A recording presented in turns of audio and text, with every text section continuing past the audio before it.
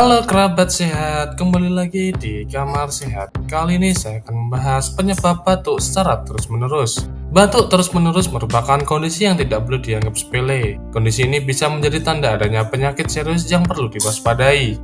Oleh karena itu, penting untuk mengetahui penyebab batuk secara terus-menerus.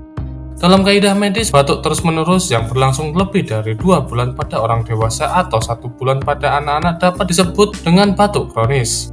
Batuk kronis itu sendiri bukanlah sebuah penyakit, melainkan gejala dari gangguan kesehatan atau penyakit yang mendasarinya. Berikut ini adalah penyebab batuk secara terus-menerus. Tapi sebelumnya jangan lupa like, share, dan subscribe channel ini agar semakin berkembang dan bermanfaat. 1. Polusi udara. Paparan polusi udara di sekitar lingkungan rumah maupun tempat kerja seperti partikel debu, jamur, atau bahkan kimia yang menguap juga diketahui dapat meningkatkan resiko terjadinya batuk secara terus-menerus. 2. Asma. Batuk terus-menerus merupakan salah satu gejala yang cukup umum dialami oleh penderita asma. Batuk kronis yang disebabkan oleh asma biasanya terjadi ketika infeksi menyerang saluran pernapasan atau setelah terpapar faktor pemicu serangan asma, misalnya paparan asap rokok, bahan kimia, atau wewangian. 3. Infeksi.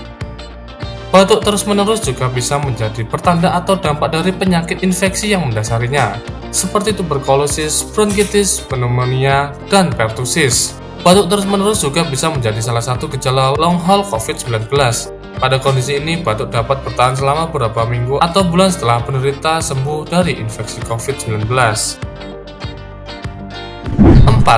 Penyakit asam lambung atau GERD. GERD atau asam lambung yang naik ke kerongkongan dan mengiritasi kerongkongan juga dapat merangsang refleks batuk. Ketika hal ini terjadi terus-menerus, tentu dapat memicu batuk kronis yang dapat memperburuk penyakit asam lambung. 5. Obat tekanan darah.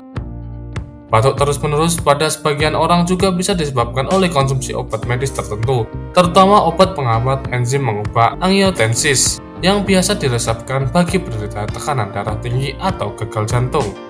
Untuk memastikan penyebab batuk terus-menerus diperlukan pemeriksaan lebih lanjut oleh dokter, baik melalui pemeriksaan fisik maupun pemeriksaan penunjang jika diperlukan. Beberapa tes penunjang yang mungkin saja diperlukan seperti foto ronsen dada, CT scan, tes darah, pemeriksa dahak, dan tes fungsi paru. Setelah diagnosis tertentu, barulah dokter akan meresepkan obat-obatan atau tindakan medis tertentu untuk mengobati penyebab batuk kronis. Umumnya, batuk terus-menerus bisa membaik setelah penyebab yang mendasarinya diobati. Terima kasih telah menonton video ini, semoga dapat bermanfaat bagi kita semua.